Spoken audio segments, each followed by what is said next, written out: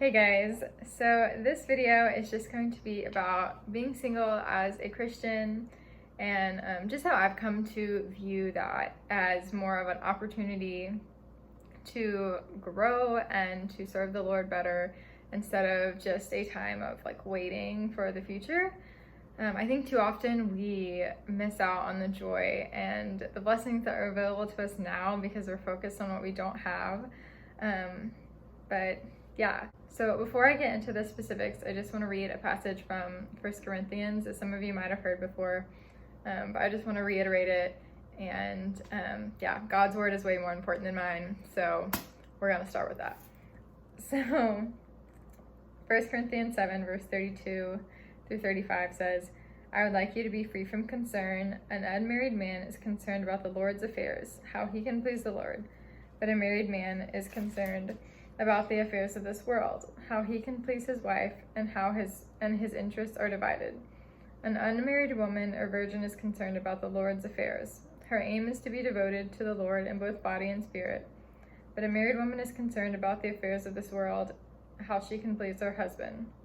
I'm saying this for your own good, not to restrict you, but that you may live in a right way, in undivided devotion to the Lord." So that just kind of goes to show that if you're a Christian and you really believe your purpose here is to glorify God, then this time, like he's saying, is just an opportunity to do that, like full speed ahead with an undivided devotion. And yeah, just a quick disclaimer, I do not ever want to discount anyone's like desires or longings to be married. Like, I want to be married someday, but yeah, this is just about how we can use this season, this stage, for God's glory. So kind of a general theme of some of these points are going to be that single people typically just have more time on their hands. So yeah.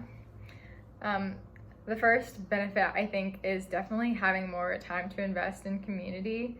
So whether that is close friends or people you don't know as well, but you want to invest in, or like your community at church and the people in that. I found I've had a lot of time to, like with a free schedule, being able to meet up with a lot of different people in my small group, girls in my high school group that I lead. And so yeah, that investing in your community with just more time in your hands is like, I think is a huge advantage or benefit of being single. A second benefit is just more time for extended time with God. So I encourage you to do this if you don't already, no matter if you're single or not. But yeah, sometimes if I find myself with nothing to do on a night, yeah, or maybe this time is intentionally carved out, but I will just spend like hours journaling or praying, reading chunks of the Bible, like,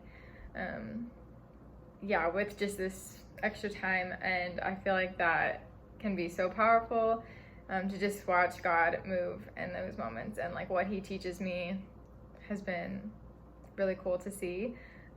So yes. So a third benefit, I think, is just kind of like a clear headspace. So like Paul said, for a married person, their interests are divided, but as a single person, you just are not worried about how to please someone else. So yeah, there's just less distractions there.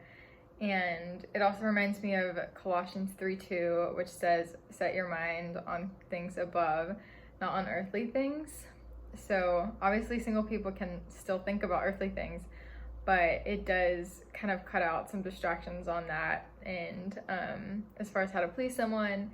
And so I don't know, I just feel like you kind of have more time for reflection and just thinking like about what God's doing in your life, how he's working, what he's teaching you. Yeah, because your interests are not divided. Yeah. So fourth benefit would just be to use your gifts to serve people. Like for me, I really love to bake for people, and write them encouraging notes. It's been something I really enjoyed doing during this quarantine. Yeah, but I don't think it has to be like a specific talent or something. Like, it can be just something that, I don't know, God's gifted you with. Like, I have a friend who is so good at just like seeing the good in people and encouraging them very specifically. So just like her going on a walk with me and just like pouring into me, I mean, encouragement is just such a way that she's using her gift of encouragement, I think. And yeah, there's obviously different ministries you can get involved in church. Obviously it's kind of weird now with quarantine, but even just like picking up the phone and calling people, you know, if you're good at listening, or you can empathize with people, all of those things, you just kind of really have time to pour into those gifts and how to use them. And then a fifth benefit of singleness, this is kind of cheating because this is a future benefit if you do choose to get married, but it would just be that this time allows you to grow in your faith and as a person, so that when you do, you know, get into a relationship or get married one day, hopefully you will be better able to love that person, encourage them, and serve them because of the time that you have spent like using this season well, and growing. So like right now you can practice loving your neighbor. Right now you can practice in humility valuing others above yourself. And yeah, so maybe those will pour over into a marriage one day. So yeah, if you are single, just want you to know this time is precious, and I encourage you not to rush into anything, especially if it's something you know God, you know, would not want for you. But yeah, so I just challenge you to look for ways that you can use this season well, if you are single, and then also look for blessings that, I mean, you've been able to have maybe since being single that maybe you just haven't taken the time to notice or recognize. Yeah, so if you have any questions about any of this specifically, feel free to message me, or questions just about being a Christian and my story with that, like, feel free to reach out to me anytime. So yeah, thank you guys for listening. See you next time.